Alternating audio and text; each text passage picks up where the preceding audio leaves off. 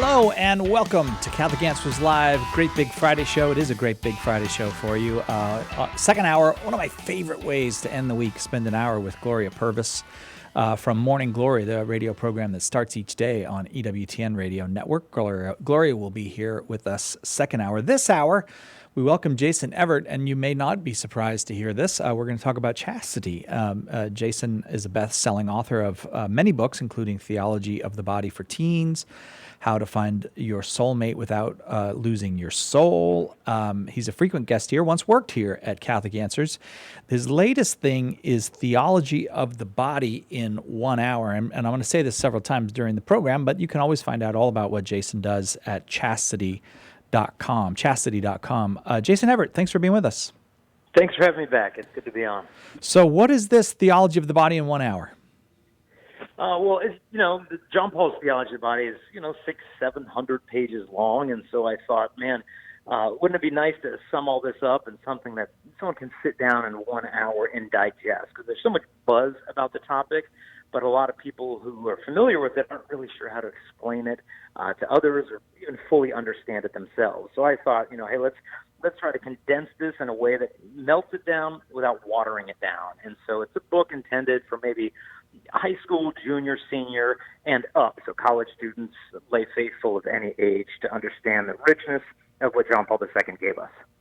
Wow, and they need it too. And I'm thinking about I just saw you in a movie, a great movie, and I guess I now have to refer to you as movie star. I don't know. I'm not exactly sure what the protocol is on that, but you seem like a movie star. So movie star Jason Evert, and the movie was Don Johnson's brand new movie, and I thought that the idea of what was expressed in the first part of that movie, which doesn't seem like a Catholic movie much at all, is this idea that there's been this campaign, decades-long campaign of misinformation, especially to young women, about a woman's body, about what she needs to do to fully be a woman and all that kind of thing. And then it comes, and you're pretty heavy in the last part, giving a different view. Like, here's another way to think about human sexuality, to think about how men's and women's bodies are to be valued, or the ways that we don't value them. So I really am with you on the Theology of the Body in 1 hour, because if these young people, they need to at least have somebody explain to them, you don't have to go down the route the whole culture has gone. Yeah, and I think so many people kind of reduce the church's teachings on human sexuality to this litany of rules and regulations, and what's overlooked is that at the end of the day, it's good news. I mean, the church's teachings on abortion, contraception, in vitro, traditional marriage, it's good news, even if it may be challenging. And so you look at something like contraception, and what the church's teachings taught me is that, my wife's body is perfect. She doesn't need drugs. She doesn't need pills. She doesn't need barriers. She just needs to be understood, because if we can understand her fertility, then instead of suppressing it with chemicals to conform to our desires, we can form our desires to the perfect way her body has already been created. And to me, this is real sexual liberation. Yeah, and I have to say, in the context of the movie's called Unprotected, by the way. In the context of the movie, it came as a relief to hear things like that. Like, oh, here's an idea that a woman's body is not something to be solved by science, that rather it's something to be accepted for what it is, and not altered, and not kind of neutered for the good of well, I don't know whose good it's meant to be for. But it actually feels like a relief. The Theology of the Body, when you hear it, especially in that context of what young people are being told, it feels like a relief. Yeah, and I think it is, because you think of contraception. I don't think any woman wants to contracept. I mean, she might want to be physically intimate without having babies, but she's never really wanted to be at war with her own physiology in order to accomplish that. And so the church's teaching shows that, you don't have to resort to this stuff. I know it's the cultural norm. Well, hey, you're going to do it anyway, and you need to use protection and all this stuff. But, at the end of the day, I don't think that's what people really want. But they just don't know that there's an alternative out there. And so I think the film does a good job of showing that an alternative exists that's that's realistic and effective and rewarding. Yes, and I thought you had a line in there. I won't remember the line, but it basically is this. It's not like a hopeless thing. It's not like you, oh well, if you accept the Catholic teaching on the beauty of the human body, that for a husband and wife, if they really have a reason and don't want to conceive at the moment, it's just a few days out of the month where you need to refrain from intercourse, and it's this is actually a very beautiful thing, an exercise of self-control in the interest of a woman being able to be intimate with her husband, but not having to worry, I suppose. Yeah, and couples who choose to use NFP are physically intimate as often as those who don't. They simply time it differently. And in the end, they have far more opportunities for this kind of intimacy because they have a divorce rate that's under 4%. And so there's wisdom in the church, and we don't need to be ashamed of the church's teachings on these things. We don't need to be afraid or embarrassed about them. And yeah, they are demanding. It's difficult. Many couples who begin using natural family planning find that sometimes it brings to the surface kind of an immaturity, if you could say, of the development of the virtue of chastity, is that if it wasn't really there prior to marriage or in marriage, sometimes that bubbles up to the surface. And it's hard when that happens and you realize, well, wait a minute, this is difficult. But I think what marriage is doing there is what it's supposed to be doing, which is the sanctification of the spouses. Indeed. So that means our faults come to the surface, but God's with us in it. Yeah, indeed. And I don't think there's many women who I could be wrong about this. I mean, we're both men, and you have a great deal of experience talking to women about these things. But I just don't think there's many women who really think, what would be great is having a partner who's not intending to be a lifelong partner and is not interested in having babies with me. Like that seems like you really got to sell that idea to women, and that's what's happened. Yeah, and it's an unfortunate thing, too, because, I mean, I was reading one, source that was a non-Catholic, non-religious source talking about evolutionary biology. And what it said is that females of any species usually have a longer reproductive rate, meaning how long it takes of their life to invest in the reproduction of one child. Males, typically the reproductive cycle is very short. It doesn't take 9 months, it takes a matter of minutes. And so this females have always been more selective of who they're physically intimate with because they bear a greater price for making a poor mate selection. But what they pointed out is that once contraception came into the picture, women were then given the reproductive rates of men and could be physically intimate with such a small commitment level. And as a result, the bar kind of dropped in terms of women being more choosy and the men they're being physically intimate with. And as a result, you have more and more failed relationships that are entered into without the expectation that human life could come along. We're going to go to calls, and so if you'd like to talk with Jason about the issue of chastity, or if you would like to talk in more general terms about what the culture teaches and what the church teaches about human sexuality, 888-318-7884 is our number, 888-31-TRUTH. Before I do go to those calls, Jason, how, you speak from a Catholic perspective. You're rooted in, the teachings of John Paul II, and in much of what you share with people. How much of a reception do you get among young people who are not Catholic and might even not be Christian? Yeah, well, we do often speak at public high schools, universities. I've lectured at Princeton, at Harvard, the United States Air Force Academy. And one of the beauties I find of the theology of the body is it really crosses all denominational boundaries and even interreligious belief, where what does it mean to authentically love? What is the difference between love and lust, and using a person versus willing their good? And so I found John Paul's teachings and love and responsibility in the theology of the body to be something I've used in every single assembly, even if I've never mentioned God from beginning to end. I've had kids come to me and say, I didn't think I was going to get a lot out of your talk because I'm not religious, but now I see that chastity makes sense even if I don't go to church every Sunday. And so John Paul's teaching is so rooted not so much in a litany of rules, but in the human heart. Like, what is it we really long for, and how do we find that love?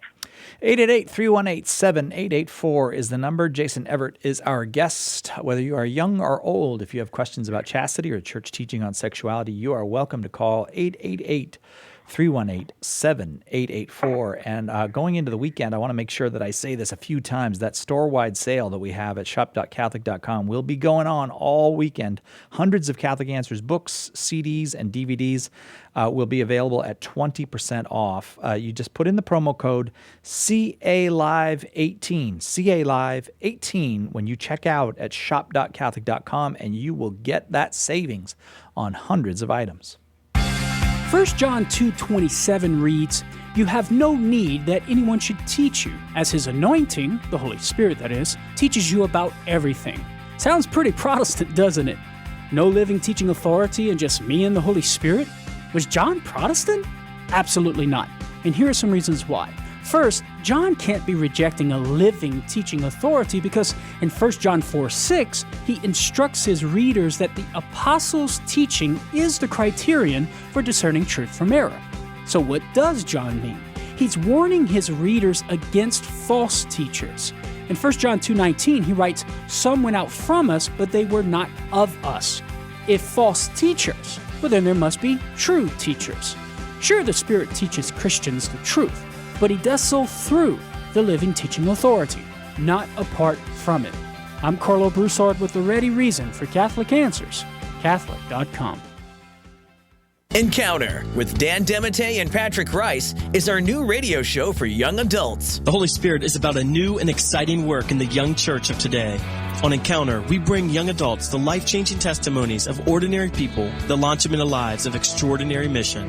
Their testimonies bring faith and power into the lives of everyone who listens. Encounter with Dan Demete and Patrick Rice. The Spiritual Awakening continues Saturday night, 8 Eastern on EWTN Radio.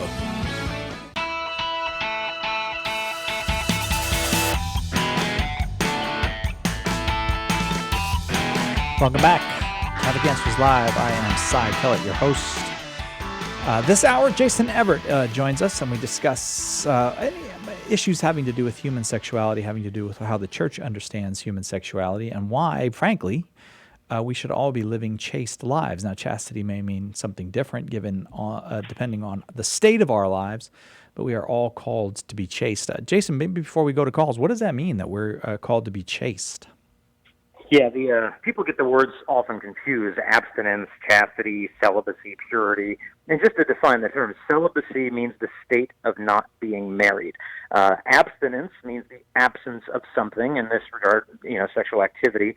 Chastity is a fuller notion. It's a virtue that applies to all of our human sexuality, my imagination, my speech, my behavior, what I'm looking at, my intentions, and implying living purity within that. And so it's something that applies to everyone, regardless of their state in life, whether you're a nun or a husband or a 15-year-old boy.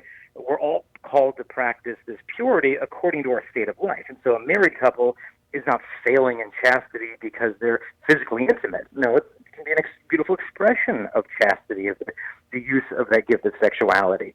And so it's something that, permeates the entire human person and frees us to love and frees us to know if we're really being loved. And so it just takes the personal value of the person above the sexual value. So it's acknowledging that there's both values here, but when we put the sexual value of someone above their personal value, we fall into lust, treating them as the thing. So it acknowledges the sexual value, but quickly affirms the personal value comes first.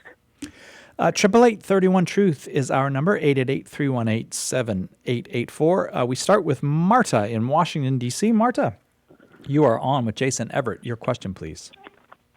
Yes. Hi, Jason. First, I just wanted to say thank you because I heard you speak about chastity 15 years ago when I was a college student, and it totally changed my life.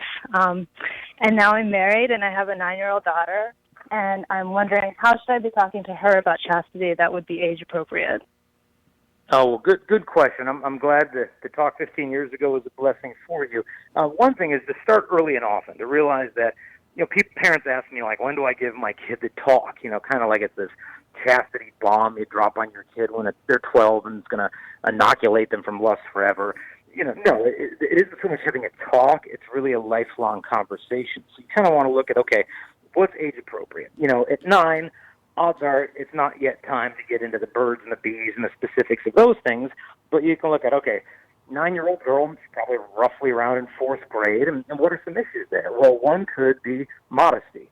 One could be friends having cell phones. And what's the purpose of modesty? Well, it's not because your body's bad or that your body is dirty. No, your body is so good that sometimes it can distract boys from seeing your value as a woman. And so modesty isn't about showing less.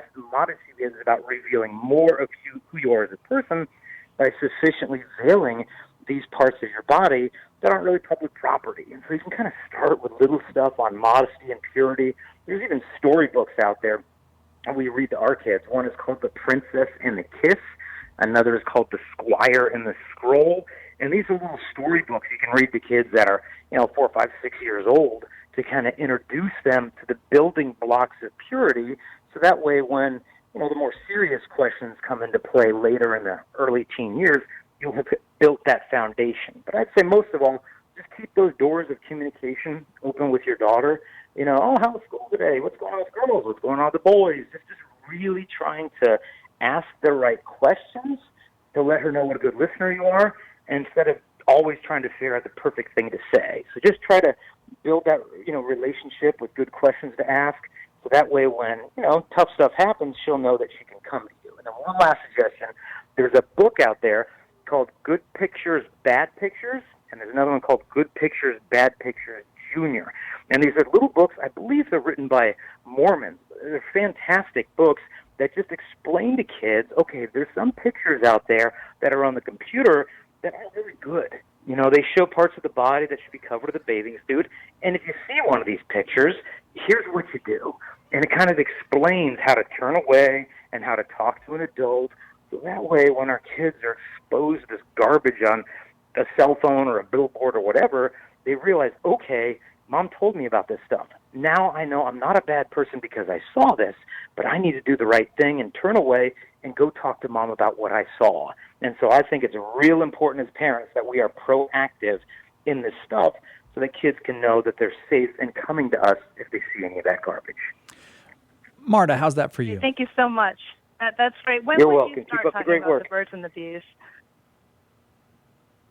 What's that again? When would you start talking about more advanced stuff, like, birds and the bees, as you put it? Well, this is why the church will never give us a number on this one, because every kid is so different. Some are really precocious, and they want to know much earlier than the next kid, and some kids are, 14 years old, and they couldn't care less. And so the church always says, hey, you as the mom or the dad, you're the best gauge on this one. Is the kid asking questions, or they really wanted to know? No, really. Where did he come from? How did the baby get in there? How's he coming out? Some kids really want to know. And so it's just, okay, try to feeling out with you and your spouse where that kid is at. That's the most important thing. And then there's good books out there, one called The Joyful Mysteries of Life, that you could read with them, kind of uses the mysteries of the rosary to explain, the gift of human life. But, every kid's different, and the church just really wants to impress on us that period of latency, innocence of a child, a kid has a right to that. And we need to do all that we can to preserve that, while at the same time helping them to understand, hey, if you've got questions, I'll give you straight answers, because this is a beautiful thing. It's not something to be afraid of. But I'd really just, with your spouse, try to keep a pulse on the kid and how curious they are, because, if they couldn't care less, then, hey, there's no need to introduce that stuff right away. Whereas if they're asking a ton of questions, then don't be afraid to give some simple answers. Marta, thank you very, very much for your call. Jason Everett is our guest, and we're talking chastity. If you have questions in that regard, whether they are about your children, about your own life, about someone else that you would like to help with some insights into the virtue of chastity and what it means and how we can live it, you're welcome to call 888-318-7884, 888-318-7884. We go now to Daniel in Michigan, listening on AM 990 Ave Maria Radio. Daniel, your question for Jason. Hello, you guys. So my question was, if you had thoughts about how NFP could still be effective for a woman who has very irregular menstrual cycles? Yes, good question. 30 years ago, when all that was really out there was the calendar rhythm method, it had a huge failure rate, about 30%, precisely because so many women had irregular cycles. But the beauty of modern natural family planning is that, it's not a matter of, okay, your period was this day, let's count that many days, and then, okay, here's your window. It's much more scientifically advanced. That's why the British Medical Journal said it's more than 99% effective. There are even monitors that you can get where the woman wakes up, takes a little temperature under her tongue, and then the computer, one is called Lady Comp. I think they're $200, but they're extremely effective, and they don't require a lot of maintenance. The little computer keeps track of everything, and even if she has a very irregular cycle, it's going to be able to track that and accommodate it. They're even working on right now, they've developed, there's an NST earring that a woman can wear that will detect her body temperature from simply from her earlobe. It'll send that information to an app on her phone and will chart her entire fertility without her having to do a thing. And so that one's still in the works. It's not quite out yet from what I understand, but you can get apps, you can get the Lady Comp little computer, and there's many models, whether it's the Creighton model of NFP, Symptothermal. There's many different models, and nowadays, even if she has an irregular cycle, it is still very effective. Does that work for you, Daniel? Yeah, that's awesome. Thank you very much. All right, very good. That's exciting to hear about the earring thing, because you do. This is something that Pope Paul VI in Humanae Vitae encouraged, was that the medical profession, its scientists, technologists, should work to fully understand a woman's cycle and to use that knowledge to give couples options as far as their marriage. Yeah, and this is what's so sad. I mean, Dr. Thomas Hilgers, who works with NAPRO Technology and the Pope Paul VI Institute for Human Reproduction, one thing I remember him saying is that women's health in terms of medicine and science has made virtually no progress since the pill was invented. Because when that thing came out, so many doctors, or what he says, became lazy gynecologists, where they're like, oh, you got bad cramps, here's your pill. Oh, you've got this, here's your pill, here's your pill, here's your pill. Without really treating the underlying disease, they began treating the symptoms instead, without actually finding out, okay, what's the cause of this and how do we actually repair it? They just began giving out pills like Candy. Now, there's nothing wrong with being on the pill to treat endometriosis or whatever, but the fact remains that there are other ways to take care of these things, and I would point anyone to the work of the Pope Paul VI Institute for Human Reproduction if you're experiencing any of those things and are looking for an alternate remedy. Do you think that there's any kind of traction to be had with the idea that everybody's so into everything natural and eating organic, and they're doing all these things and you see it. I mean, even in pop culture, you'll see pop culture people really pushing clean lifestyles and clean foods and all that. Do you think that there's any traction in pointing out that you're taking a massive dose of something that's completely unnatural when you're taking the pill? Oh, without doubt. I mean, people are, the hairspray's got to be organic, the baby food's got to be organic, yet we're ingesting these potent synthetic sex hormones, and there's a completely natural way to do it otherwise. And you really look at the side effects, like women who are on the pill experience more than 150 physiological changes to their body when they go on these hormones. I mean, women on the pill, I read in one journal of ophthalmology, women blink 32% more often when they're on the pill because it dehydrates your eye and steepens your cornea. I mean, there's changes from head to toe, but the challenge is when this is sometimes pointed out, like how the birth control pills are getting into the water systems and it's actually bending the gender of fish and frogs and having male frogs with, eggs in their testes. I mean, look this stuff up on the internet. It's legitimate. It's actually the synthetic sex hormones are messing with the environment. When you point this out to the environmentalists, they say, well, hey, that's getting in the bedroom, and I'm not going there. So just throw those frogs under the bus. So unfortunately, I think this environmentalism, we have this ecology when it comes to outside of our bodies, but then when it comes to respecting the ecology of our own bodies, I think as a culture we fall short. Yeah, it really does seem that the sexual revolution trumps everything. Like even like as you said, environmentalism. If these were pills to do some other thing, maybe even some innocuous, I don't know, keep hair on men's heads or something, then we would hear the ecological outcry. This cannot continue. It's damaging the ecology. But because it's part of the sexual revolution, it's sacrosanct. Oh, well, there's the music. I won't get a reply from Jason because we got to take a break when that music starts playing. 888-31-TRUTH is our number. 888-318-7884. We are discussing chastity in the wider context of what the church teaches about the human body, about human sexuality. 888-31-TRUTH, that number. Give a call. We'll be right back. Call us now with your question on Catholic Answers Live. A generation ago, Christian parents didn't have to worry about how to explain transgenderism to their 9-year-old children or help their teenager deal with mockery at school for believing in traditional marriage. But today, as our culture decays, we have to know how to talk to our children about these issues. In Made This Way, How to Prepare Kids to Face Today's Tough Moral Issues, Layla Miller and Trent Horn give parents the crucial tools and techniques to form children with the understanding they need, appropriate to their age and maturity level to meet the world's challenges. If we're not teaching our children how to understand tough moral issues, then the world will. Read Made This Way and learn how to give your kids a firm foundation on which to build a life of moral clarity and happiness. Order your copy of Made This Way today by calling 1-888-291-8000 or logging onto the shop at Catholic.com. With the recent commemoration of the 50th anniversary of the release of Humani Vitae, there have been fresh attacks on Catholic teaching from outside and unfortunately inside the Church. That's why Catholic Answers thought it critical to provide a vigorous affirmation of Pope Paul VI's prophetic wisdom with our newest book, Inseparable: 5 Perspectives on Sex, Life, and Love in Defense of Humani Vitae. We asked 5 distinguished contributors to reflect on and defend Humani Vitae from 5 perspectives, each of them compelling, together forming a mosaic of truth.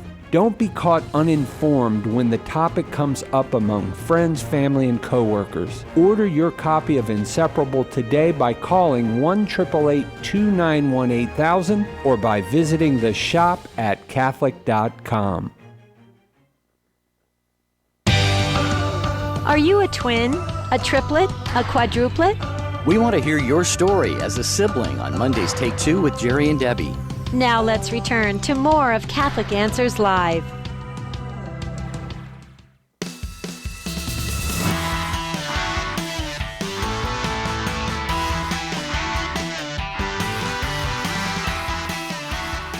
Welcome back to Catholic Answers Live. This hour, we're talking chastity with Jason Evert, who has done a great service all over the world, really, helping people to understand what Pope John Paul taught on the human body, on the human person, and what the Church has taught, what Christ, our Lord and Savior, taught, as a matter of fact, but that has a particular urgency maybe at our moment where chastity is under assault, where a sense of the human person as person is under assault everywhere.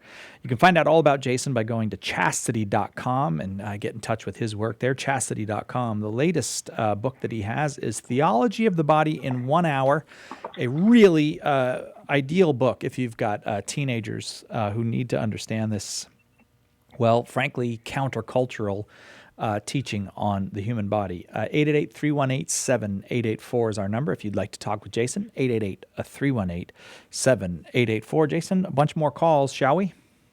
Yep, let's go ahead. All right, Lisa in New York, listening on the Alexa app.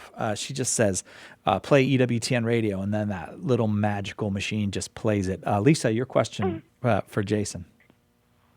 Absolutely. Well, it's more of a comment in regards to the last caller, especially in regards to irregular periods. I think that's often a big hang-up for people using NFP, but it's a great evangelization point to remember that irregular periods are often a symptom of an underlying disease such as polycystic ovaries or some hormonal imbalances that a well-versed neprotechnologist or Catholic OBGYN will take a look at and say, okay, let's correct this hormonal or underlying medical condition. And then this will twofold improve and preserve fertility and make NFP easier. So, these are great questions to raise. And then also take it a step further and say, okay, most medical practitioners are using the pill as a Band-Aid, whereas we should be looking further at the root of these issues. Someone else there wants to make a comment too, Lisa, apparently. Who's that with you trying to make a comment? Oh, I'm sorry. You just cut out. Could you say that one more Oh, time? no, I was just saying there's somebody there with you trying to make a comment as well. Oh, yes. This is Michael, number 4. Michael, number 4. Wow, you have 3 other Michaels. That is impressive. Well, this is the 4th child. I gotcha. Jason, Yes. Jason, enough of my silliness. Address what Lisa just said. No, I'm wholeheartedly in agreement with it. I mean, for my wife and I, we often share that, 4 doctors in a row told her back when we were engaged that, she really needs to be on the pill for medical reasons. And we went to Dr. Thomas Hilgers, and he said, nope, she does not need to be on it, and we can take care of this. And he did. The other doctor said, well, if you don't go on the pill, you'll probably lose your fertility. And he went and found, okay, well, let's find out really what's causing it. Oh, well, it's endometriosis. It's an ovarian tumor. Oh, well, here's what we need to do. He took care of her in a day, and she's been perfectly fine ever since. I knew of one couple where they had been contracepting, they had a conversion, and they thought, okay, if we're all in, well, this means the bedroom too, and they gave that part of their life to God. They began charting with NFP, and then the husband looked in the chart and said, this doesn't look quite right. And she said, yeah, I guess that it does look off. They took it to the people who taught them NFP, and they said, yeah, you need to talk to the doctor. Went to the doctor and said, yeah, this is pretty serious. You need to go to a thyroid specialist. And they did. The thyroid specialist said, this is probably a result of thyroid cancer. We need to operate on you today. They found a tumor that was threatening her life, and they saved her life. Now, if she hadn't been practicing NFP, she wouldn't have had that reproductive health chart in her hands, and who knows if she'd be alive today. And so that openness to the will of God also opens up to many blessings beyond simply the blessings of human life. And so I think people need to realize that responsible parenthood isn't always about having fewer children. Sometimes responsible parenthood is being open to more. Lisa, what do you make of that? I think that's a fantastic idea. And culturally, talking about, more progressive, more liberal people, maybe those who are interested in organic living and environmentalism even. I've had tons of great conversations with many women in our community who, maybe homeschool or like-minded, and they find out, we also practice NFP for completely different reasons, and it's such a great evangelization standpoint, because at the point where maybe they use a barrier method to contracept and we abstain, we can have that conversation as to why. Why do we abstain instead of using a barrier method?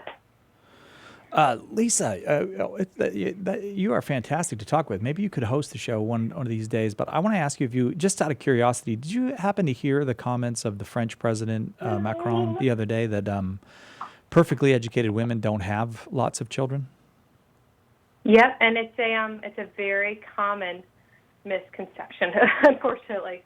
But yes, it's something that it's interesting, because I'm finding, especially being involved in various kind of environmentalists, but traditionalists, but then also homeschooling communities, that this is a perfect talking point where we can reach people right in the middle. Right. And we have these incredibly educated atheists who are homeschooling their kids, and they have 4 or 5 of them, and they look at us, this other Catholic group of women locally, and they see, okay, they also have 4 to 5 kids, and they're also educated. Why do they believe?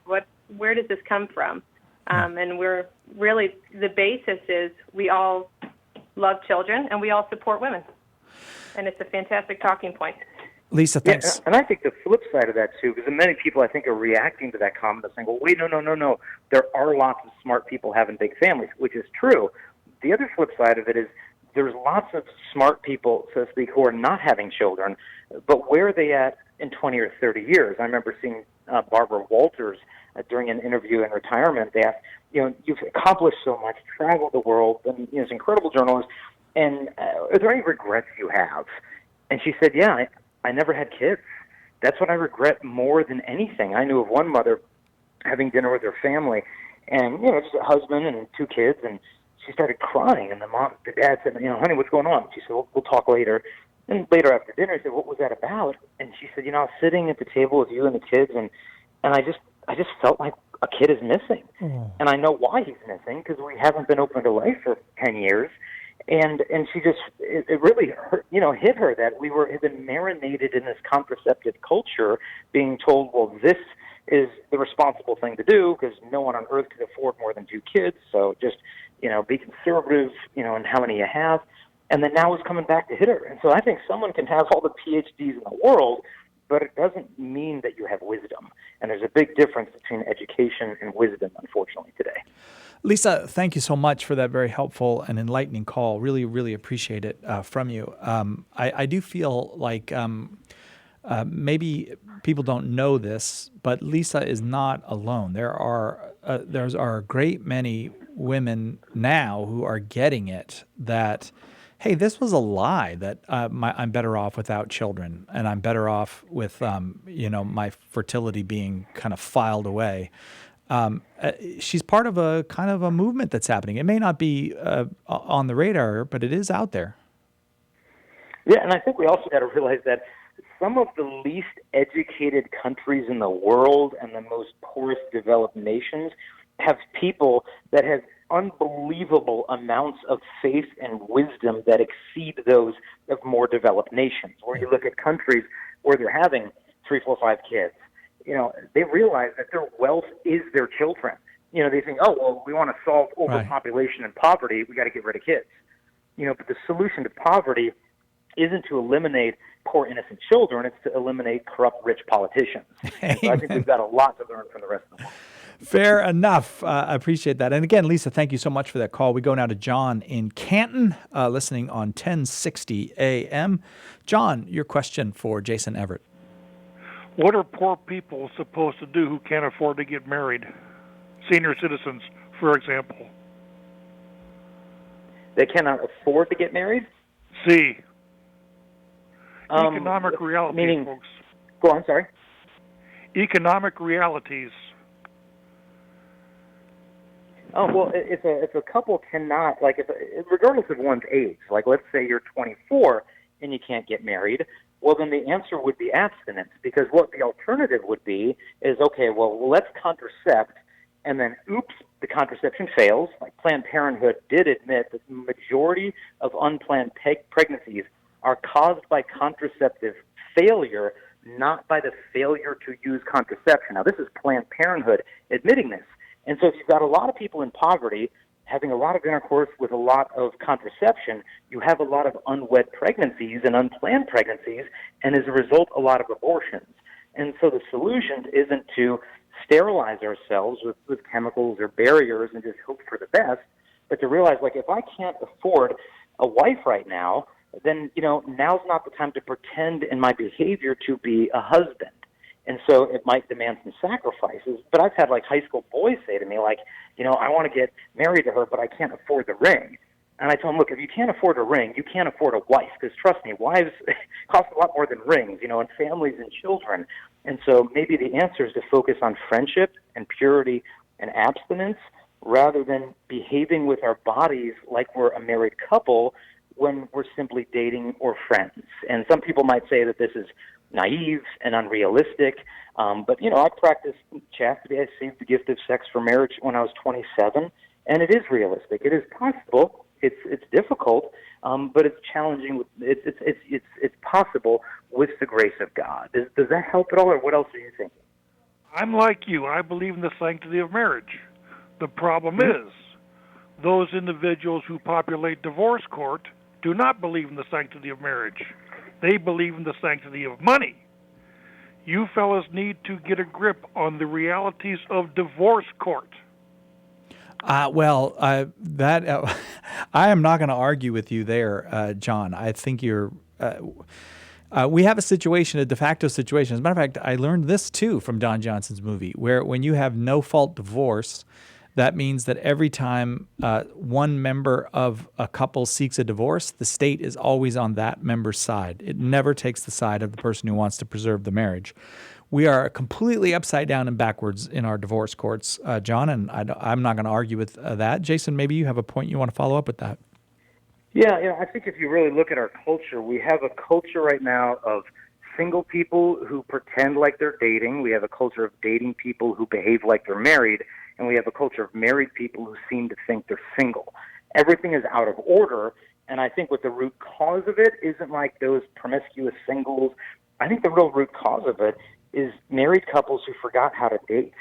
And as a result, our kids don't know how to date. I have a friend who goes on a date night with his wife once a week, and he hasn't missed it in 15 years. Like rain or shine, if the kids are throwing up in buckets in the living room till 11 o'clock at night, they'll have a date at 11:30 at home. But he doesn't miss it. And I think that man's kids are going to know how to date because they watched it happen. And so as easy it is to point our finger at a divorce culture, promiscuous culture, Planned Parenthood, or whatever, I try to locate the problem in myself that, wait a minute, I'm Jason Everett, the chastity guy, and I haven't taken my wife on a date in a month and a half. Okay, let me work on this if I really want to change the culture. Come on, man, a month and a half? Get your act together. Slacker, I'll tell you. Well, we got to take a quick break. I do want to remind folks that we have this free ebook, Demons, Deliverance, and Discernment. You can get it just by going to our Facebook page and signing up. We'll send you this free ebook, Demons, Deliverance, and Discernment. Don't go to Catholic.com. Go to our Facebook page. Just search Catholic Answers on Facebook, and you'll find the spot where you can get that book. Catch Catholic Answers live anytime at Catholic.com. Do you love sharing the gospel and want to learn to be more effective? Join the St. Paul Street Evangelization online School of Evangelization. You will learn to build bridges of trust and make disciples by befriending strangers, proclaiming the gospel, inviting people to the church, and praying with others. We'll ask for a pledge of financial support, but if you are unable to give, we'll give you a membership at no cost. Find out more and get involved today at streetevangelization.com. That's streetevangelization.com. We need Catholic radio because we need the voice of the church in the public forum. We live in a time that the secular voice dominates so thoroughly that we need to get that Catholic perspective out. Just as Fulton Sheen used radio and TV in the last century, we need to continue to use this means to announce the Catholic faith in the public forum. Bishop Robert Barron thinks Catholic radio is important. So should you.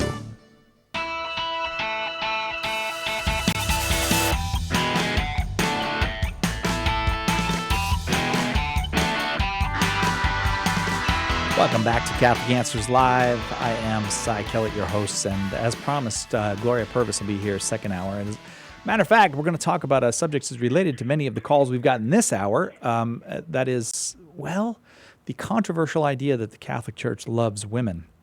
And we will be starting with a conversation of that very quote we mentioned before from President Macron of France, who I think maybe put his foot in his mouth a little bit, but it's a worthy place to start a conversation about the Catholic Church's view of women and great desire that women flourish and not suffer the heartbreaks and kind of confusion of modern culture for both women and men. 888-318-7884 is our number. If you'd like to talk to Jason Everett this hour about chastity. Jason, while I've got you here as a chastity expert, chastity and celibacy are not the same thing. You pointed that out to us earlier.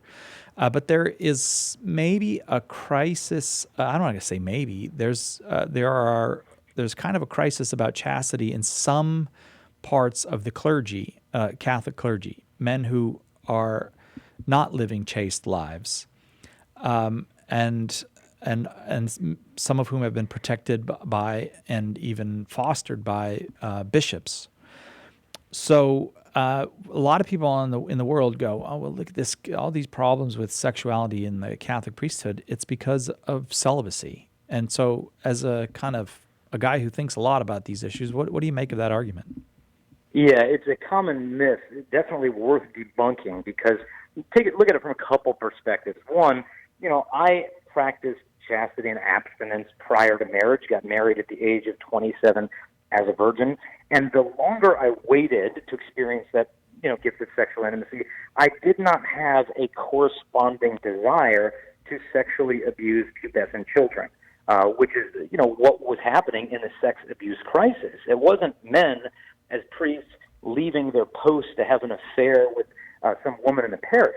Some of that was happening, and that's obviously a lack of chastity, but the perversion of sexual abuse with an altar boy is not caused by celibacy. I mean, think of people who would think this through, and you say, well, okay, if that's the problem, and if we just need to give these men who are sexually abusing boys a wife, well, hey, your sister's still single, she's 35, well, why don't, she marry a guy like that? So that way it can solve his, pederasty or, his pedophilia issue he's wrestling with. No, abstinence does not cause perversion. I think what you had here was men who had pre-existing issues and addictions that hid in the priesthood and think, oh, where do I go? I can't get married. I'll just become a priest. And they went through the seminary process, and then now we're dealing with the fallout of this whole mess.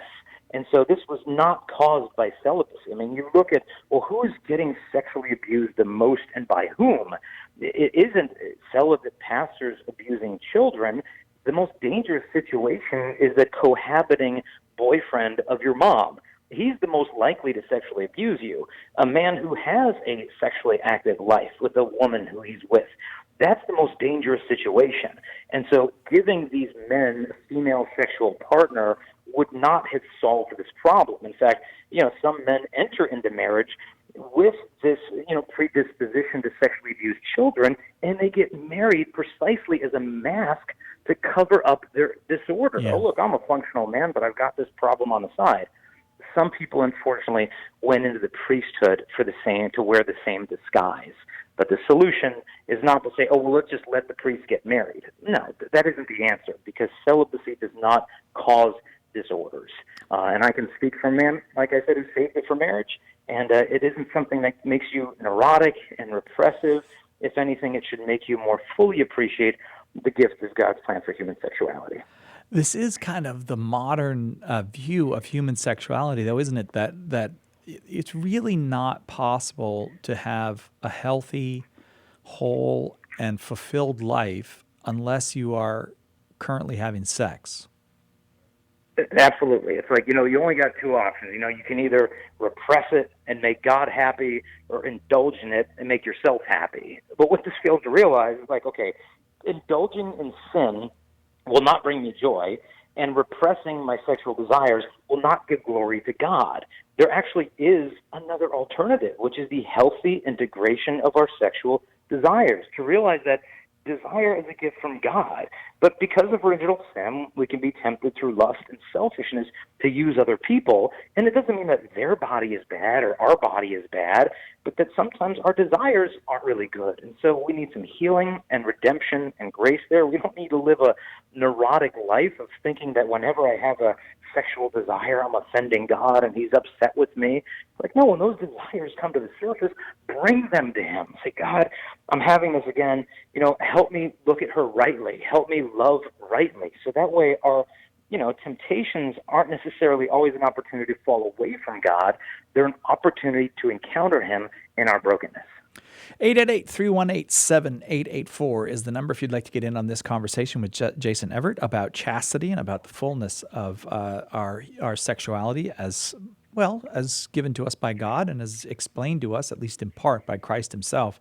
888-318-7884 is the number.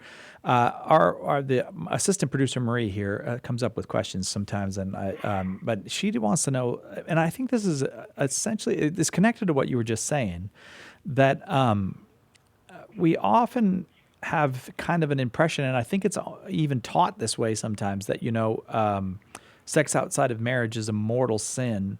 And then people end up with a kind of mentality that's like, well, how far can I go before I'm sinning and all that kind of thing. So when we're focused on the sin, maybe that actually is counterproductive sometimes, that we need to find other ways to encourage teens, especially, to take up chastity as a virtue to be practiced? Yeah, I think there's, as you had mentioned, there's this attitude that it's almost like, well, if it's a mortal sin, I don't want to do it, but if it's a venial sin, well, then, I don't want to miss it. This is really the wrong way to look at sexual ethics, because, if you got a brand new Lamborghini Aventador as a gift, you wouldn't be driving down the freeway thinking, well, how close can I get to hitting oncoming traffic? I mean, can I get an inch away and actually not hit that semi? Could I get a centimeter away and not hit that semi? Like, well, no, if you valued what you were driving, including your human life, you wouldn't be asking, how close can I get to irreparable damage?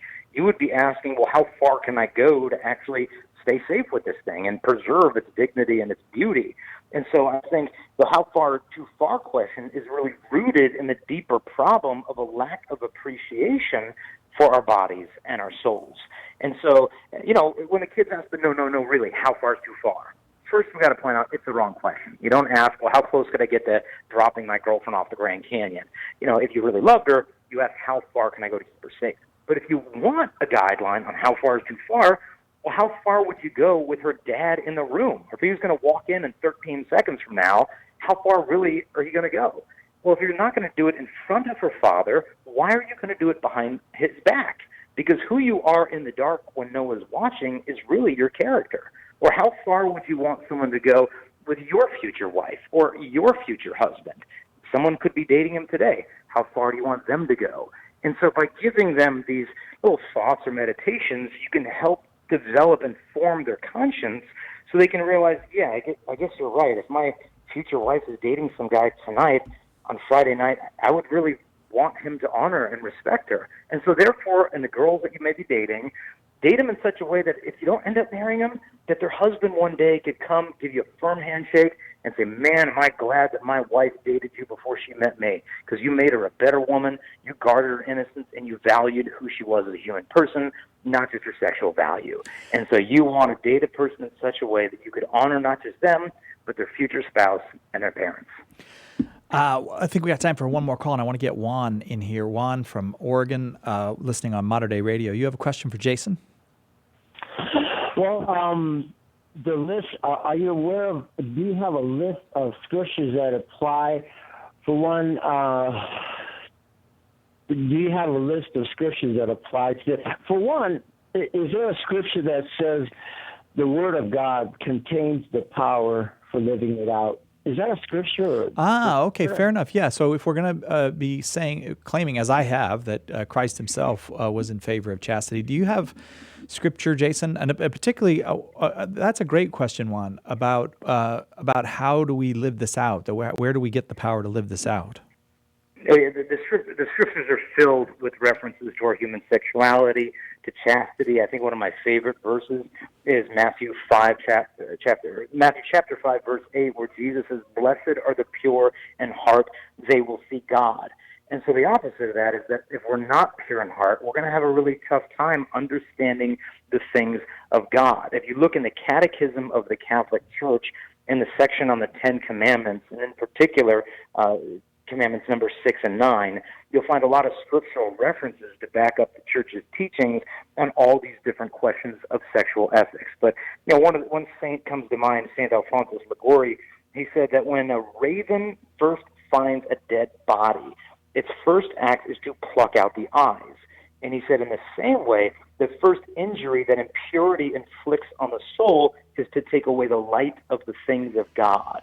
And so basically when we're pure in heart, we'll have an easier time seeing God. But you're right, at the end of the day, chastity doesn't come from us, it comes from God. Purity is a gift from Jesus Christ, and he will give it to us if we ask for it with humility and perseverance. Because like Paul says, there is no temptation that has overcome you that is not common to man. But with the temptation, God will also provide a way out. And so the writings of Paul are replete with all kinds of references to chastity, temptation, and how the grace of Christ can help see us through them all. Thanks, Juan, for that call. Thank you, Jason Everett, for a very fine hour. Appreciate it. Thank you for having me back. God bless. You can find all about Jason at chastity.com. Find all kinds of materials there as well. And don't forget to get that new book, Theology of the Body, in an hour.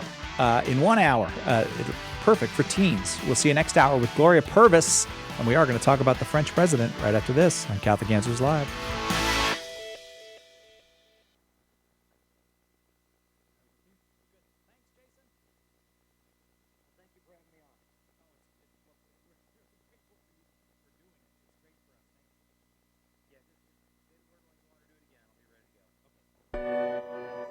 What difference does it make who or what you worship, or what you believe? Sharing the faith used to make some people mad because it challenged their own strong beliefs. Today, it makes a lot of people yawn because they don't have strong beliefs about anything.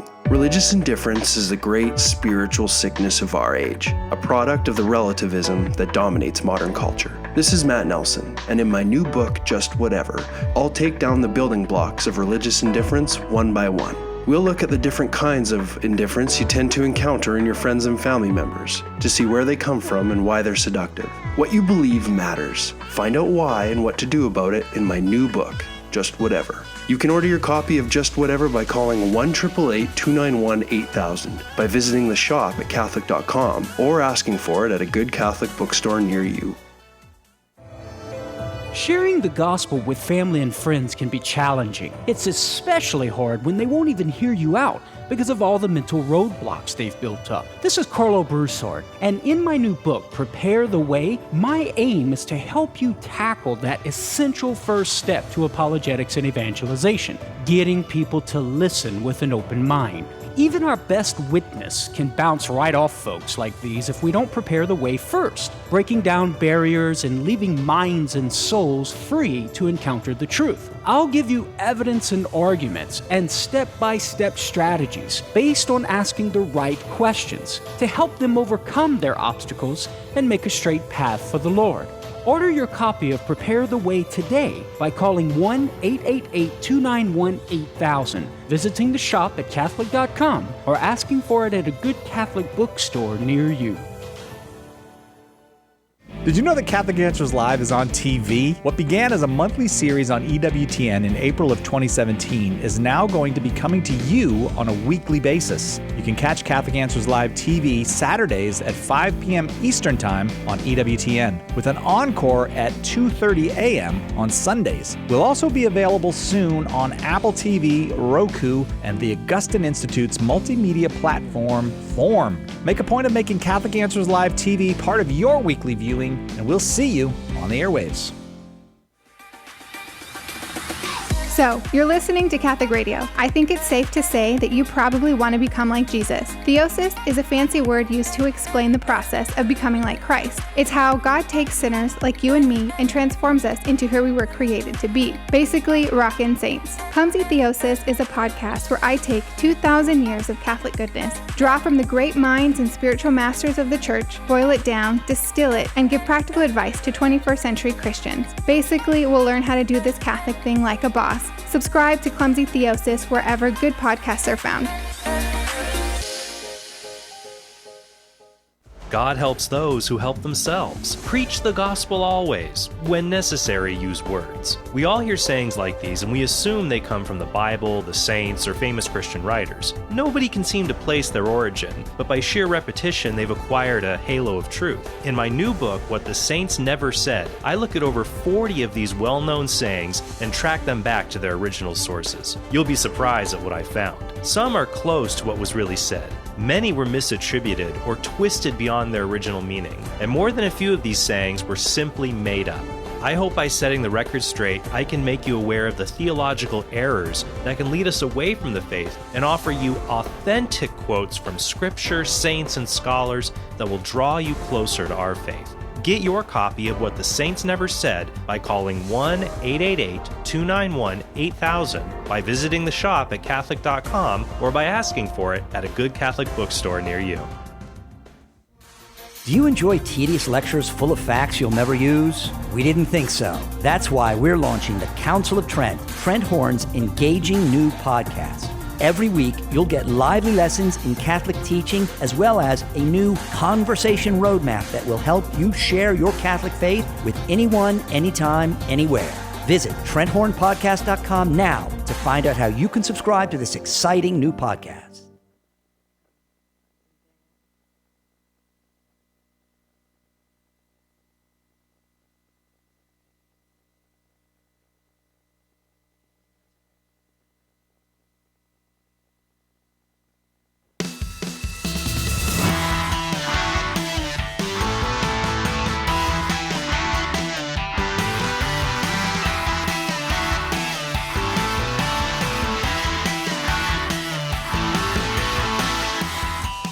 I always say, present me with the woman who decided, being perfectly educated, to have 7, 8, or 9 children. Those are the words of President Macron of France.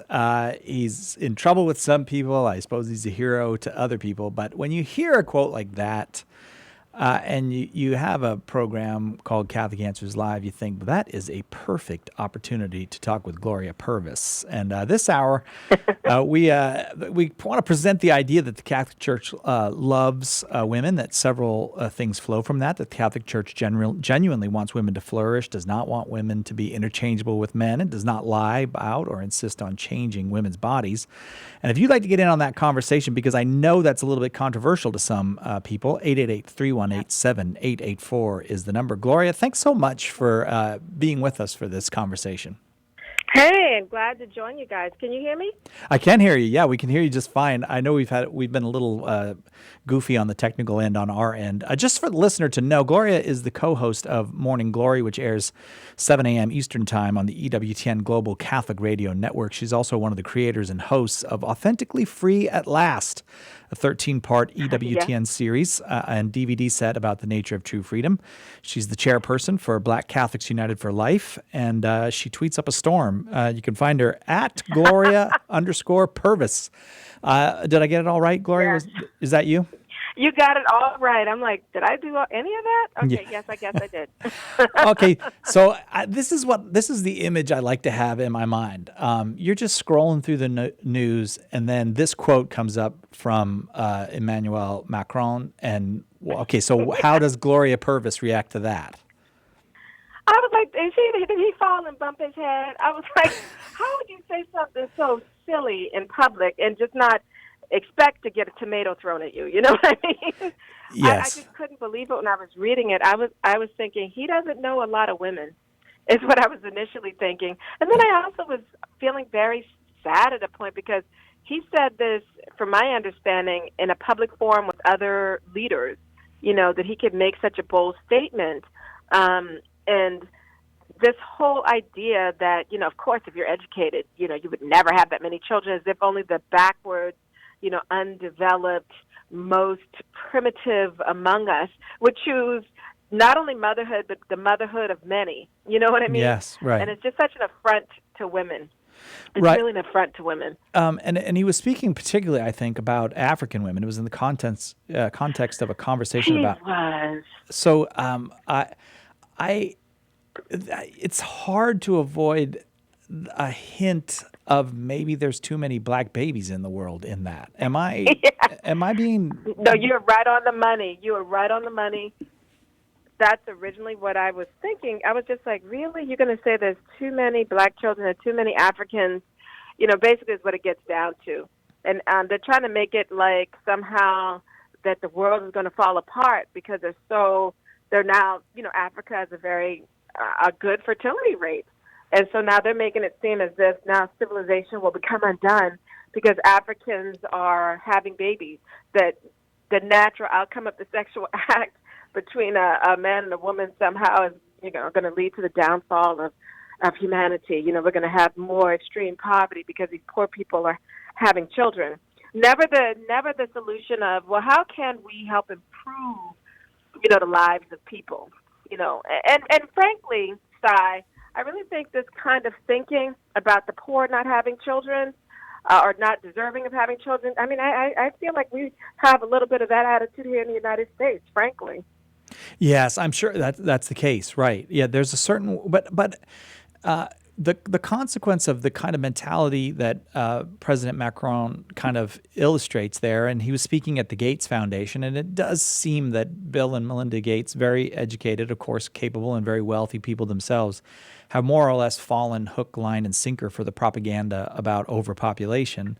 And so that's how they choose to spend their money. And okay, these things happen. But the consequence in Europe is Europeans are not having babies. Yeah, yes, the European fertility rate is falling. Are they even at replacement rates now? I mean, If they are, it's issue, because right? Poland, if they are, it's because the countries they don't like are having babies. But certainly places like Italy, France, Germany are not replacing, the parents are not even replacing themselves, in other words. Shocking. I mean, and so therefore, when, if we're having low fertility rates in Europe and, the average family size is one kid maybe, I guess we probably would find it shocking to see an African family with 8, 9, 10, 11 children and not the same level of wealth that they have in some European countries. I mean, I know they even use the argument of, overpopulation. The planet's overpopulated and there are not going to be enough resources to go around. But frankly, and also carbon footprint. That's the other. That's the other big argument. Make a donation here to reduce the African population to make up for your own carbon footprint.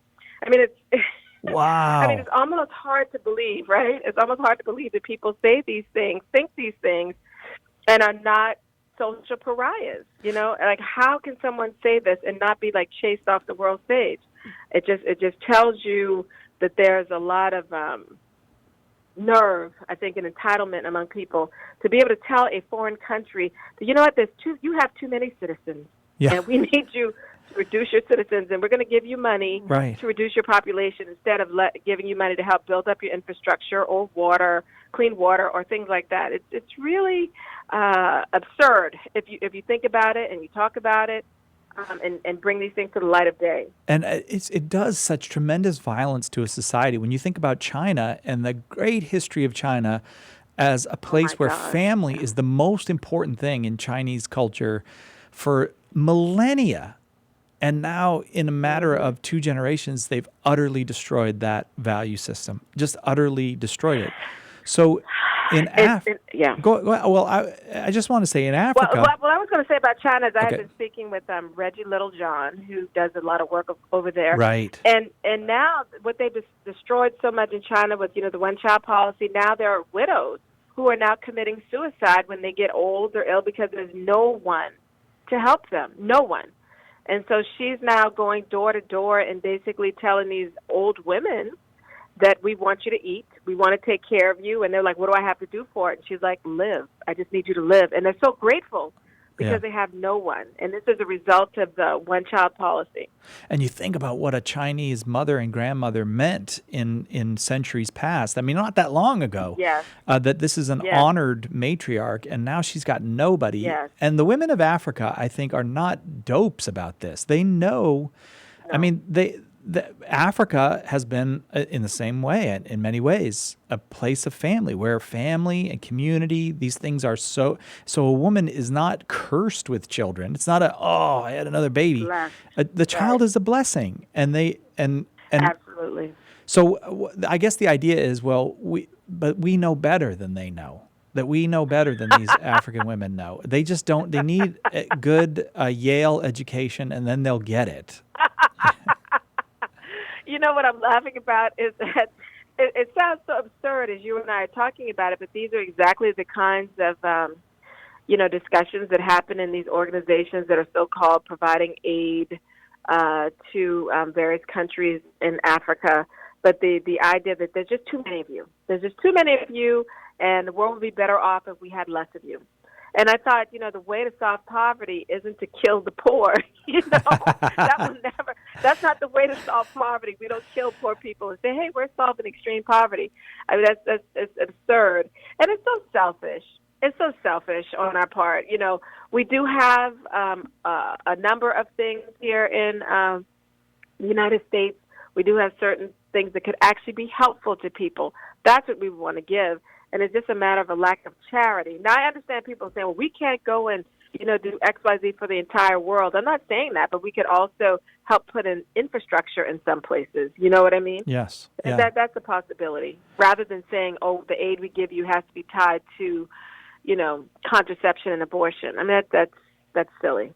Oh, it's beyond that, beyond silly. And I have to tell, let me just let the listener know, this is how it works when Gloria's on. I'll just talk to Gloria the whole hour.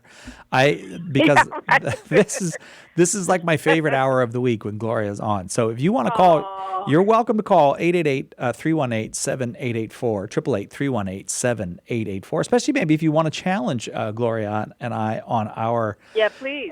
Dismissal of President Macron's comments. There are many people who think that they are wise comments indeed. If you're one of those people, we don't mind talking with you. We'd be happy to talk with you.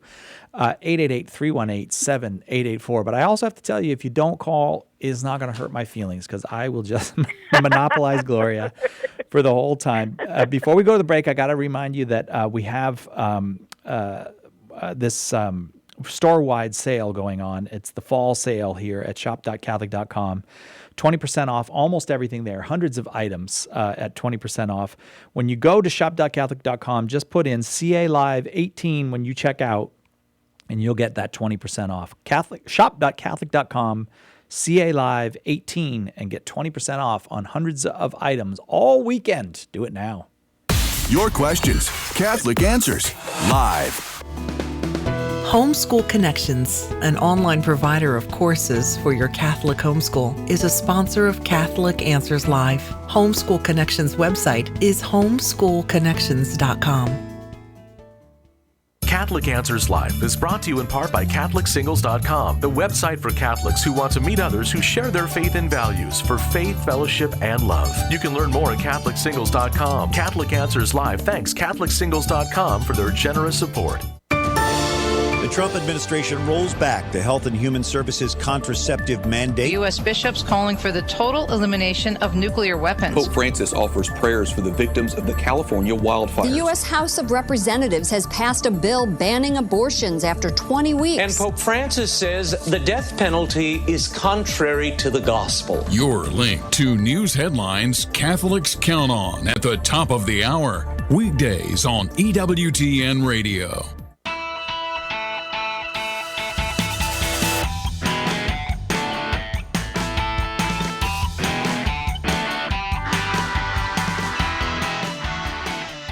Gloria Purvis is our guest this hour, and it's not all fun and games when Gloria is here. We got serious stuff to talk about, but it is fun for me to get to talk with Gloria. She's one of just one of the good ones, and maybe kind of came to the world's attention when she said one of the things that she appreciated about being a Catholic was that the Catholic Church doesn't ask a woman to check her fertility at the door. You remember that comment, Gloria? I do. You know, it was so funny. It was I was sitting on an all-female panel at the Catholic Information Center here in Washington, D.C., and we were talking about the Health and Human Services mandate.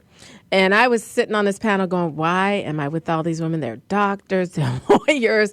I'm neither. But all right, well, I'm just going to go with what I think. And that was one of the things that struck me as I was just sort of, honestly, I'm so bad, Cy. I just went in there and was like, well, Holy Spirit, put the words in my mouth. And so, that was one of the things that came to my mind because there's so much, misinformation about the Catholic Church being anti-woman. And I was like, you want to talk anti-woman? I worked in corporate America. And it's an unspoken rule that, if you want to get to certain levels, we don't expect you to really have these other entanglements, like children to keep you, maybe even what they might consider distracted, Yeah. So there's an unwritten rule. Yeah, you got to check your fertility at the door for a little bit to move up in corporate America. The church doesn't do that. The church doesn't ask women to not be who they are. And I think it's a part of this love for women is what I would call it, is what makes, as I read comments by Emmanuel Macron, which really, stuck in my gut. I was like, this is repulsive. This is like fancy language that really is a hatred of women and a diminishment of motherhood. And any woman should be, I would think, offended by his saying this. And to automatically just judge a class of women out of the box without even knowing them is that you can't possibly be educated. You can't possibly be, anything because you chose to have multiple children. And also, let me just say this, Cy. It also is a slam on kids, too. It really is making it like the child is the enemy of the mother's progress, that a child will hamstring you. A child will cause you to not develop as you should. And that's problematic. That's really problematic. It is, and you get the sense that there was a movement at a certain time to get women into the workforce, to open up the workforce to women. And the way society chose to do it, it was to say, okay, come on in, women, we want women here, but you have to change your body to fit the way this economy runs. Yes. Instead of saying, let's make the economy work for women. Right. Yes, that's, that I always think about, I was like, boy, what kind of okey doke did those women fall for when they agreed to these things? It's like, okay, we need artificial birth control and abortion because how else are we going to participate, in the workforce? We're going to be just like men. And I'm like, that's a problem. We're not men. And instead of having the economy develop to accommodate and make a place for women just as we are, we just jettisoned all those things. And I'm like, we're not really playing on an equal playing field as long as we are not being fully female, not being fully woman. And then we're seeing our ability to bear children as at odds with being able to work in the workforce. I just keep thinking it could be such a different experience if when we were developing things in the United States, if it had been with the mindset of, women may occasionally need to take time away. Just how might things have developed differently, I wonder, if we'd had a mindset to be inclusive of women and women's needing time after they have children. Just would we have just a different way? Like, would we have more jobs that are job share? Would we have more jobs that are teleworking? I just who knows how the beauty and creativity that could have come forward if we had thought with the mind of we need to include women fully and not ask them to cut out what is essential and unique to being female. 888-318-7884 is our number here. 888-31-TRUTH.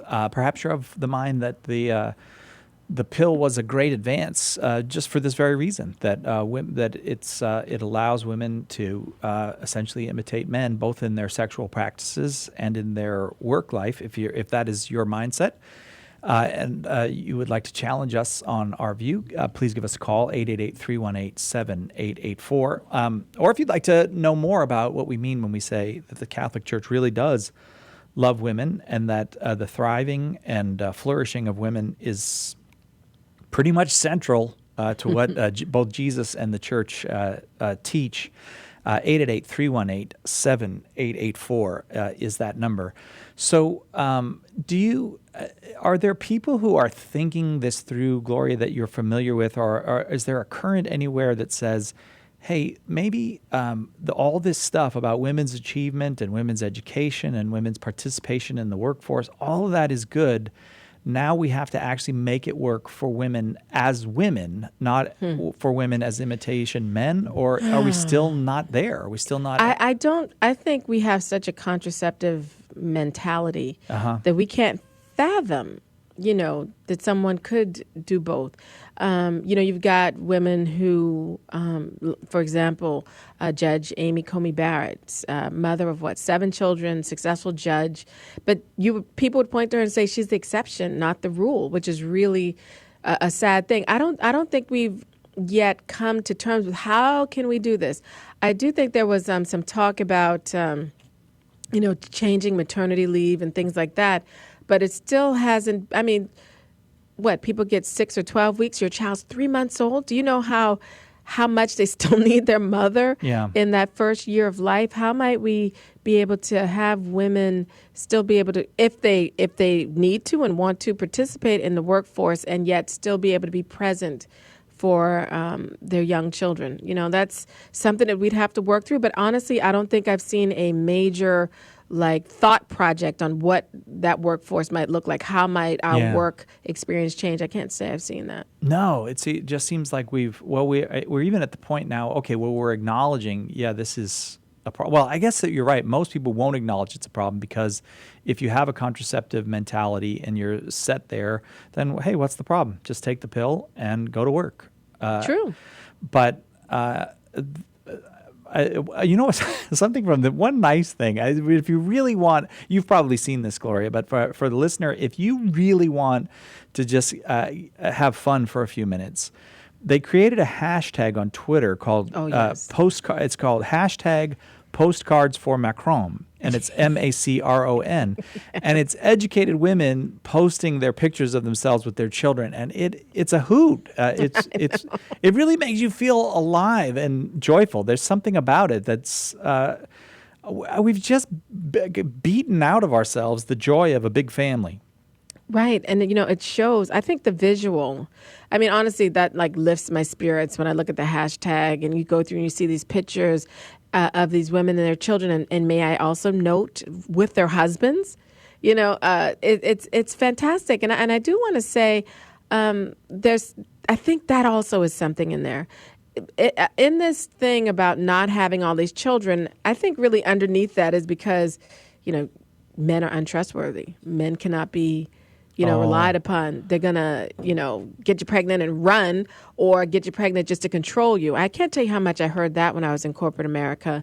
And so there's this fundamental distrust that a man is going to remain and support, you know, the mother of his children, support his spouse for her to be able to achieve these things. And, you know, it's a sad state of affairs that's what male-female relationships have come to. But again, I say, isn't that what the sexual rebellion was about? I don't call it the sexual revolution. I say it's a sexual rebellion. Okay. But isn't that what it was about?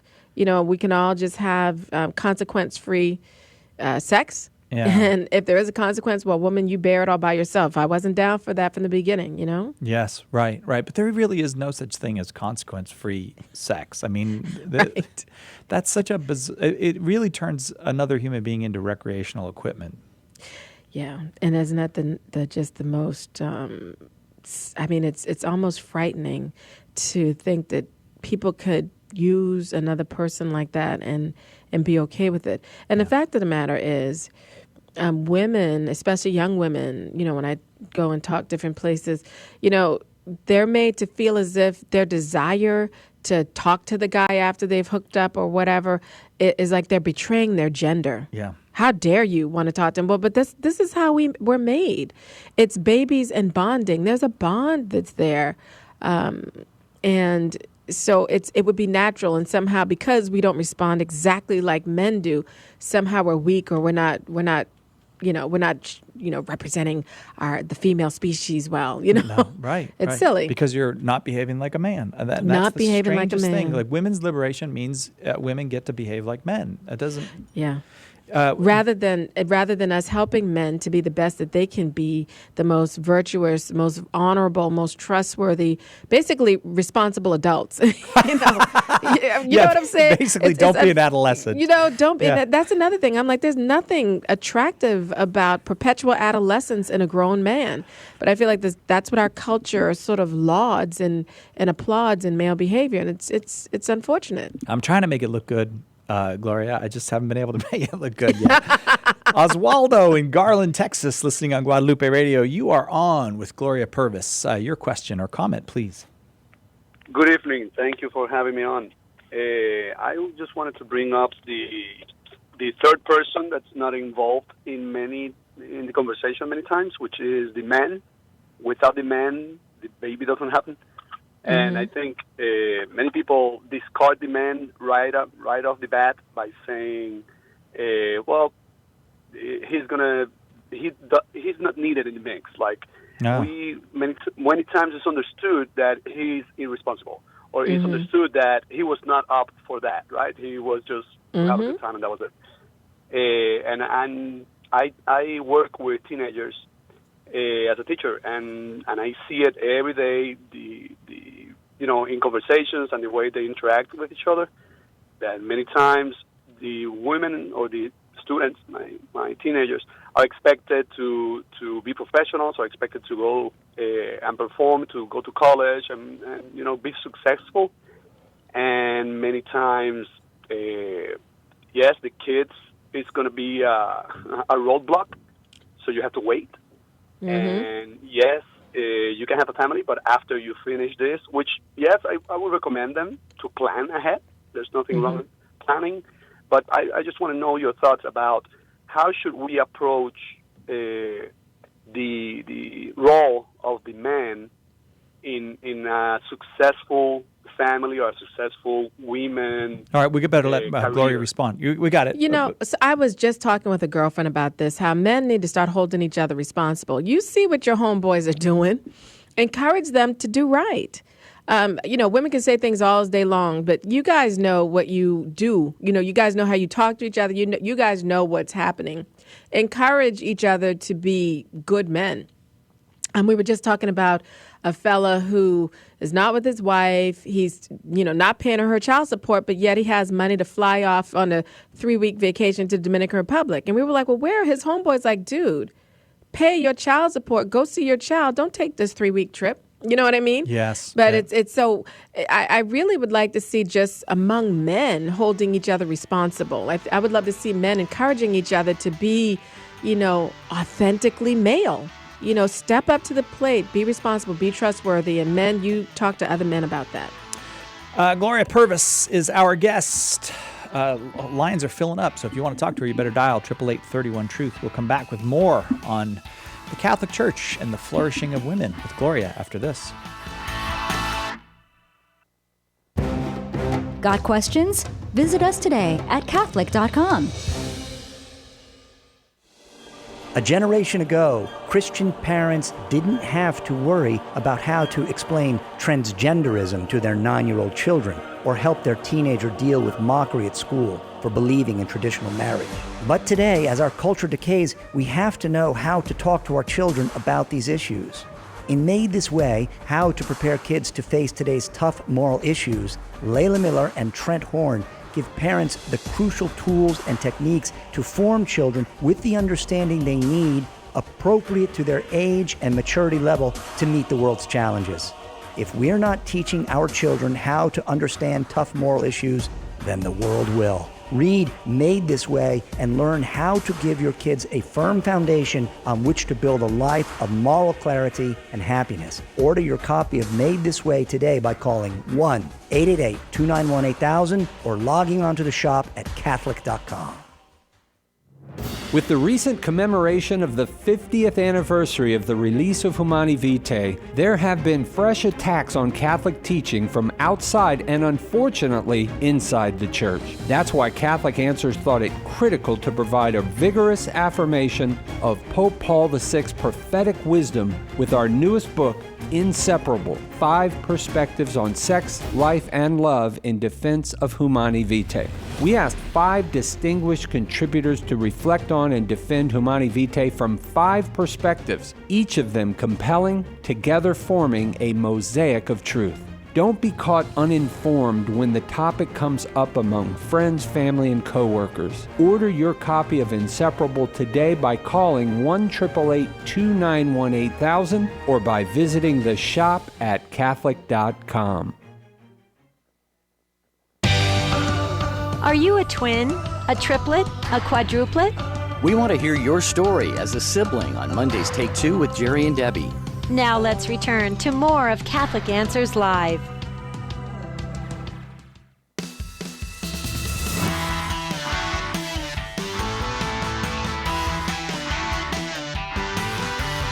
Welcome back to Catholic Answers Live. Babies are good. That's a shot. I don't know. I don't want to be controversial, but babies are good, and motherhood is good, and women's fertility is good. That's what the Catholic Church teaches. I think even saying those things, even though they are indisputably true, makes some folks uncomfortable, and that's what we're talking about following comments from the French president about African women not being educated enough to know they should stop having babies. And so the person, in essence, right? The person to talk to about that is Gloria Purvis. Actually, Gloria is the person to talk to about almost anything. And I just got really good news from you, Gloria, because we're going to the big EWTN radio conference in November. Mm-hmm. Darren and I are going there, and I was so happy to find out you're going to be there. Yeah, but I was just finding out yesterday that I'm going to be there. So I'm like, ooh, party. We're going to have a good time. We are. Down in Birmingham. It's going to be fun, fun, fun. Yeah, because I've never met you in person. It's I always know, been isn't that funny? radio conversation, so I'm looking forward to meeting you.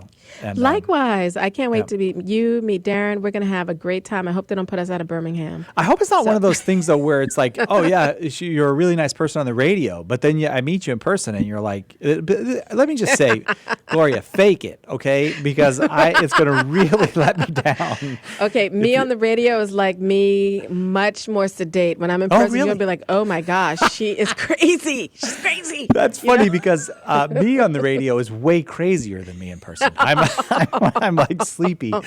So this should be interesting. Patricia in Houston, Texas is listening on EWTN's Sirius satellite station, channel 130.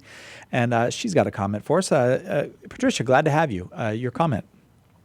Hi, Gloria. Hi. Hi. Hi. Lovely to speak with you. Oh, we're happy to have you, Patricia. We're happy, yeah. It's concerning the comments by Emmanuel Macron. Yes. I'm originally Nigerian, but I happen to also be French citizen. Mm-hmm. And I don't think his comment was, or his remark was wise at all. I would say to Emmanuel Macron and to the Gates couple and to politicians in the West, or some governments in the West, let not their hearts be troubled. Let not your hearts be troubled about African women and our communities. They're not stupid to any degree.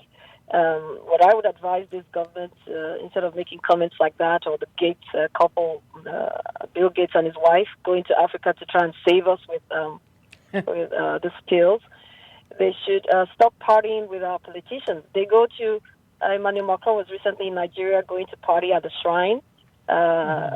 Bill Gates and his wife, Bill Gates himself accepts invitations from our politicians. They are the ones impoverishing our countries and looting our treasury. So it's not that we're poor. We're sensible enough to know how much we can take in terms of raising families. But if these governments would put their energy into calling out our corrupt politicians, we would not be as poor, and they would not be having sleepless nights over how the families are growing in Africa. But Patricia, don't you think as a Nigerian woman that African women would be much better off if they just listened to rich and powerful white men? Don't you think? I think it's the other way around. Well, really? Okay, you would say that. Mr. Tsai, it's really not an understatement to say that these governments, they party with our politicians who are impoverishing us, who are embezzling what we have. Even the U.S. aid that we get, the aid that we get from the West, these politicians, they are known to these government officials who come for so-called conferences or talks, and they pay them a lot of money to come speak to us, to come to conferences and stuff, but they don't call them out on them. They are the ones impoverishing the country. We have communities compared to the West. We have families that, if the average income is way smaller compared to the average family here, we do better sharing amongst ourselves. We take care of our parents, our grandparents, our uncles, our aunties, even our neighbors. Yeah. So we're better at sharing what we have, the little resources we have. But the main issue is, if they think Africa is poor, they shouldn't be blowing up in terms of population. They should call out those politicians who they are friends with, they party with, they come to our countries to party with, who are embezzling the country and running the country into the ground. Gloria? Well, it's interesting, Patricia, you say that. I mean, corruption is definitely a problem, but I also want people to remember Nigeria is an OPEC nation. I mean, they have petroleum, natural gas, tin, iron, ore, coal, limestone, lead, zinc, and so much land. They say arable land. I mean, Nigeria itself, is rich in resources. And it is unfortunate that through corruption and interference from foreign powers, that the wealth is in the hands of a few. And some people take a payoff to do the bidding of foreign nations. I mean, I think some people talk about when you have groups like Marie Stopes coming in, which I understand is a big international abortion organization, when you have groups like Marie Stopes come in and they put a Nigerian on the ground there to speak for them, that person's just a paid puppet.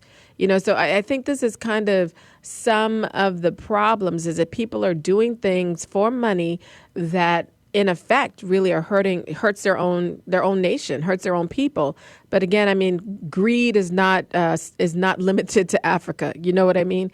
People being greedy and taking pay for things is not limited to just Africa. Patricia? Oh, yeah, I agree with what you just said. Yeah. I agree with what you said. I agree entirely with what you both said. And I'm still, saying that they should please call out the corruption and denounce the corruption, and Africa will do better. Let me ask you something, Patricia. You say to them as poor people and poor country who don't know how to manage their population and stuff. Let me ask you something, Patricia. Are you still in France, or are you living in the United States? I live in the United States, and I happen to. You're talking about the richness and whatever. I come from a family that's wealthy in terms of land and resources. My grandfather, I just found out, had oil and gas found on his land, on one of his plantations. So it's not about being proud or being boastful, but it's true that they're mismanaged. Not only the resources we have, the aid that we get, or in terms of people that come to party with our politicians, we're disappointed that they just encourage them to keep running the country into the ground. Well, do you find that that Nigerian people still, though, don't have the attitude of Westerners in terms of wanting to limit their family size? Are they still open to big families? Of course we are. We are open to big families. We don't welcome the criticism or the demeaning, the condescending comments that we're poor and we shouldn't be making babies, or we don't appreciate it. I think families in general, they're highly educated. They decide what they want to have the size of the families that they want. But if you come from a family of 12, you're not gonna be on the street. It's not gonna cause. You're not going to be. It doesn't necessarily follow that you're going to turn to crimes and start to make a living or to keep the family up, because we support one another. We take care of our dads and our grandparents and our community, our neighbors and our aunties and our uncles who cannot afford to keep themselves. It strikes me listening to you, Patricia, that here in America, the problems that we have with our teenagers, for example, is this great sense of isolation, addiction, anxiety.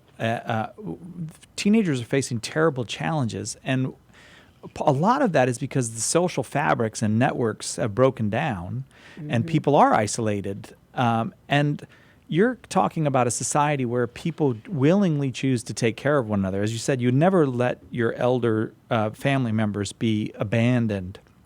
You would never let a child of the family live on the street. You take care of one another. It just strikes me that we're trying to impart a kind of wisdom that is killing us, and where you still have those social fabrics. I say you're not in Nigeria at the moment, but where Nigerian people or other African people, it's almost like we won't be happy until everybody's social cohesion has been destroyed. So if I may say, they're trying to import a lot of the Western lifestyle to Africa, and that saddens me. It saddens me because now we have fast food invading, either like the people bringing fast foods and investing in franchises for fast food. They're kind of corrupting the culture and the traditional culture of eating together and celebrating with food and communicating with food and just that whole thing. So they're importing a lot of Western lifestyles that are trying to erase, or should I say, erase our own way of life. We don't appreciate most of these. There are good things about the West. We look to you for leadership in a lot of ways, but there are certain politicians or governments in the West who don't call out the corruption in Africa and other places like that. And they encourage that, and they're running us into the ground. You had Obianuju once talking about the Gates family bringing their pills and all that stuff. And it's not just that; they're bringing all kinds of things, and they're trying to corrupt the African way of life. That Obianuju you're talking about is the woman who wrote the book Target Africa, about how American wealthy people and American institutions, government institutions and non-governmental institutions like Ford Foundation and others are really attacking the family in Africa. It's a book from Ignatius Press, well worth reading. Patricia, thank you for taking the time with us. I really appreciate it. Thank you for your show. Thank you, Gloria. Thank you so much, Patricia. Obianuju Ekocha is a very good friend of mine. Some people just call her Uju for a first name instead of saying Obianuju. But, I think it was a lot of courage for her to write the book.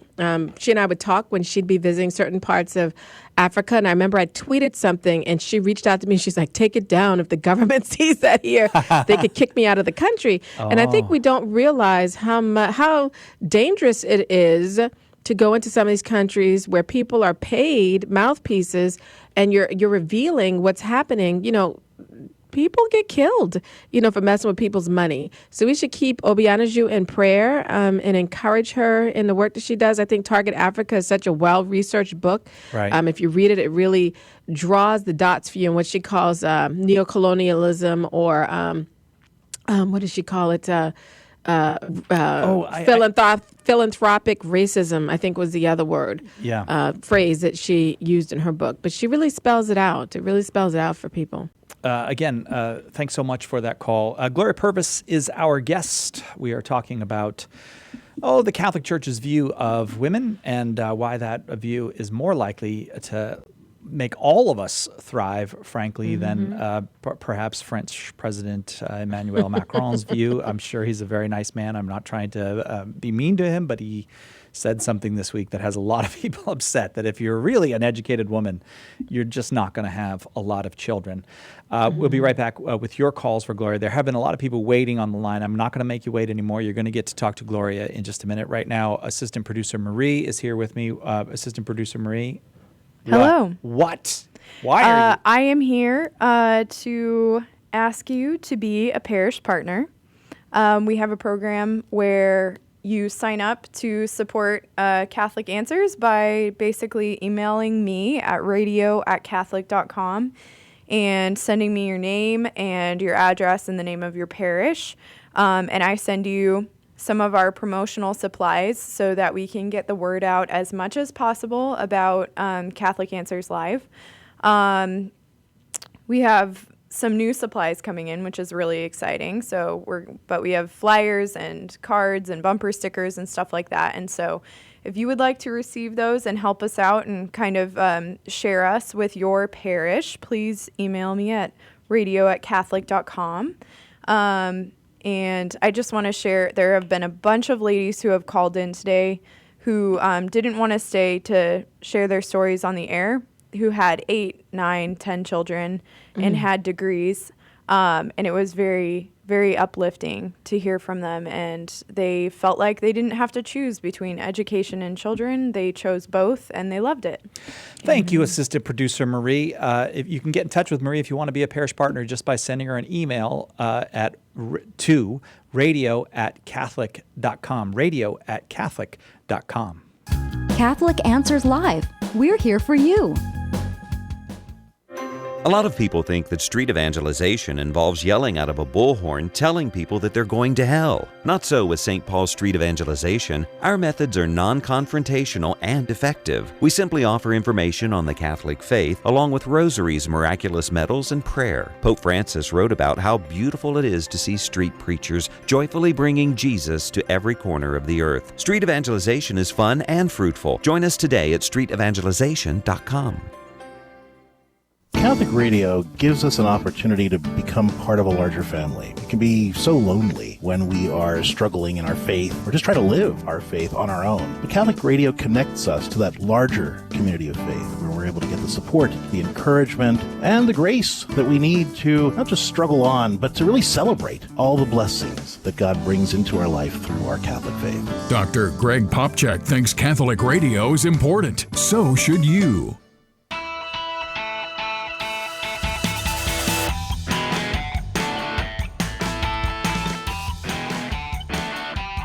Obianuju Ekeocha. I just wanted to say her name just to show Gloria that I can say it too. You can say it. She thinks she's so fancy that she could say that name. Obianuju tells me I say it like a proper African. Oh, do you? Yeah, I say it like a proper Californian. Yeah, right.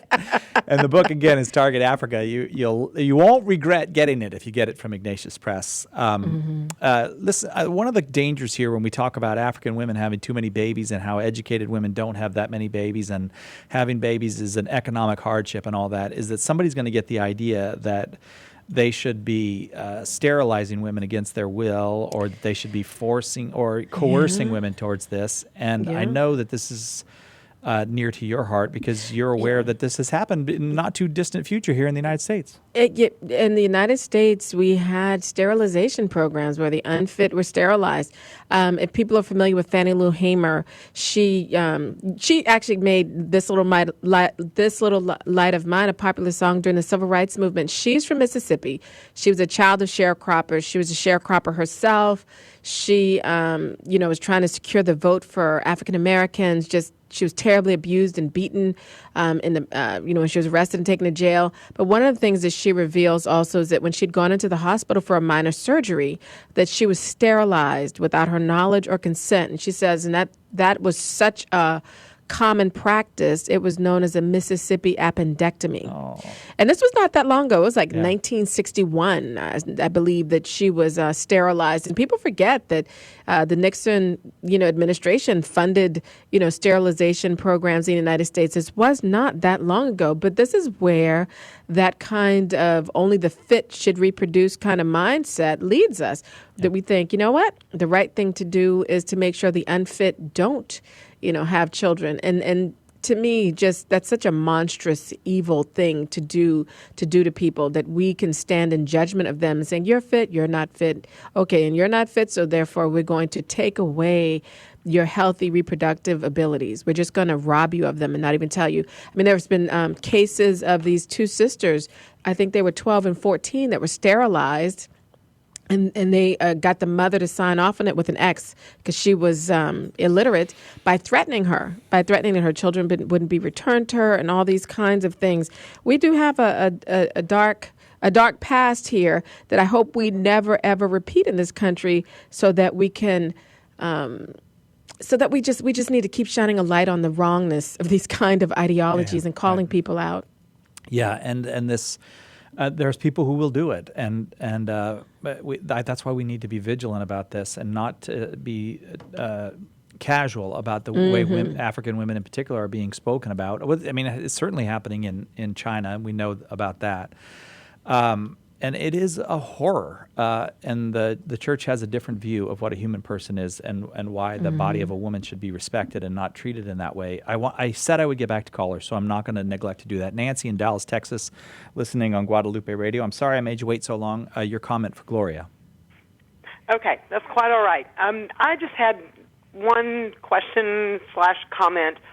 I was listening to you talk about a lot of people who have the same mindset as Emmanuel Macron, that too many children is too many people, and I wonder how they reconcile that with the very same people. Those are the very same people who say it takes a village to raise a child.